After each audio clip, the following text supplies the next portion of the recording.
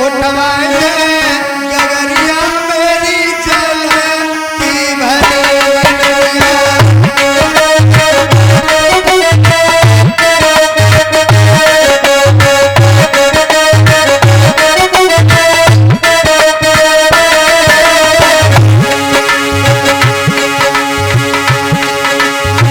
रानी मेरे शरीर में इतनी शक्ति नहीं है, मेरे गला से थोड़ा हाथ लगा दे। रनिया उठवाए गगरिया मेरी चलती भरी। रानी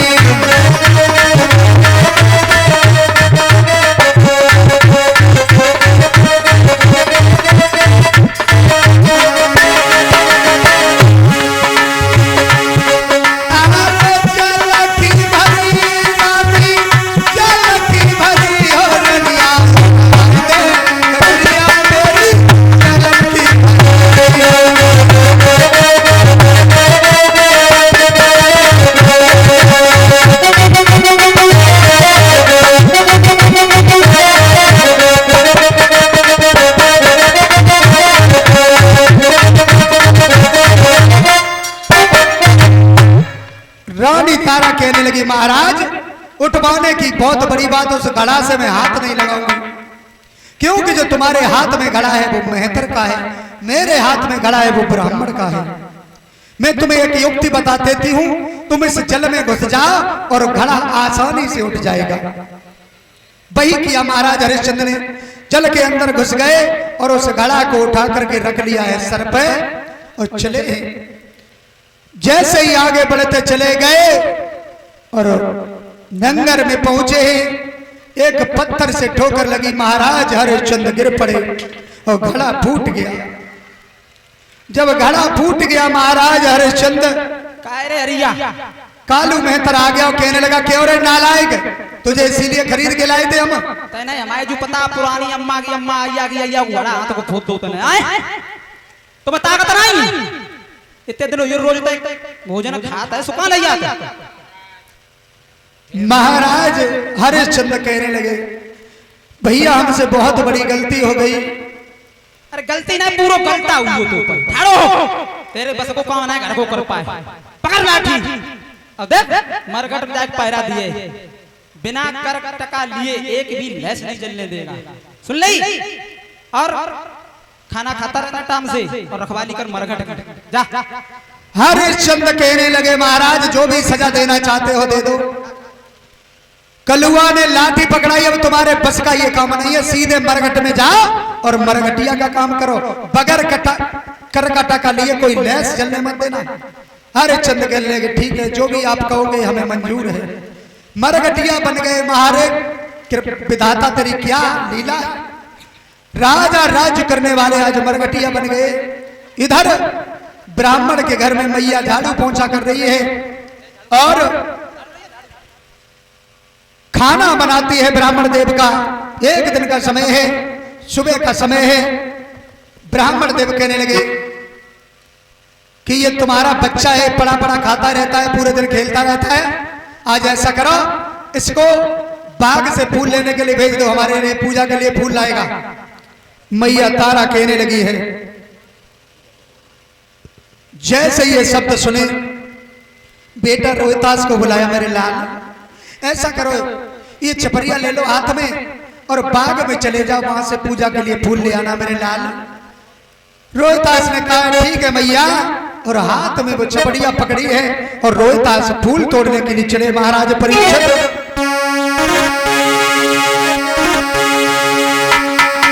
की मात की बातन में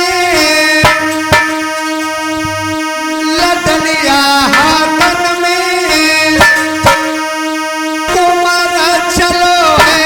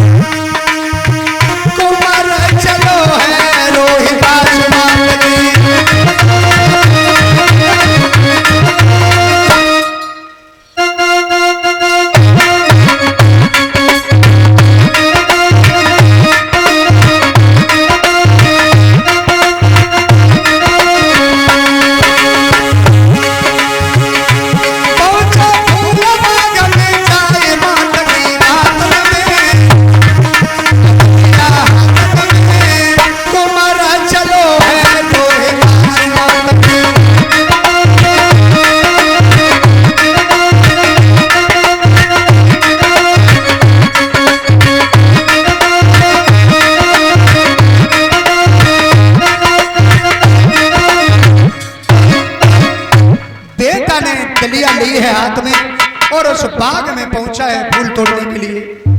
महाराज परीक्षित प्रभु की क्या लीला। विश्वामित्र रास्ते में मिल गए, चलो हम भी आए पीछे पीछे। विश्वामित्र गए और जाकर के एक फूल में नाग बनकर के बैठ गए। और जब नाग बनकर बैठे, इधर क्या हुआ, जैसे ही रोहित बेटा ने उस फूल को देखा, बड़ा सुंदर फूल खिला है, और हाथ जैसे ही बढ़ाया, और विश्वामित्र ने क्या किया महाराज परीक्षित,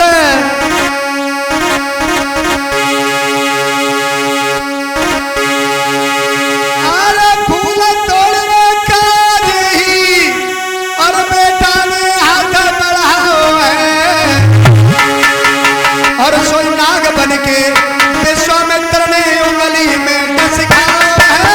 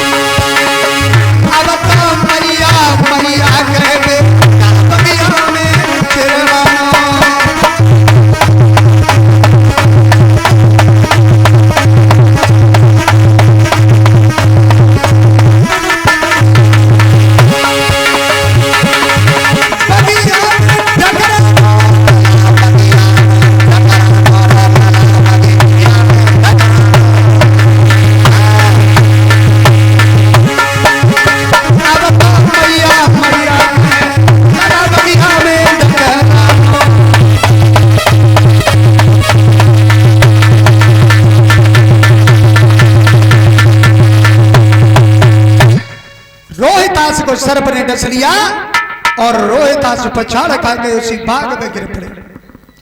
अपनी मैया को पुकारने लगे।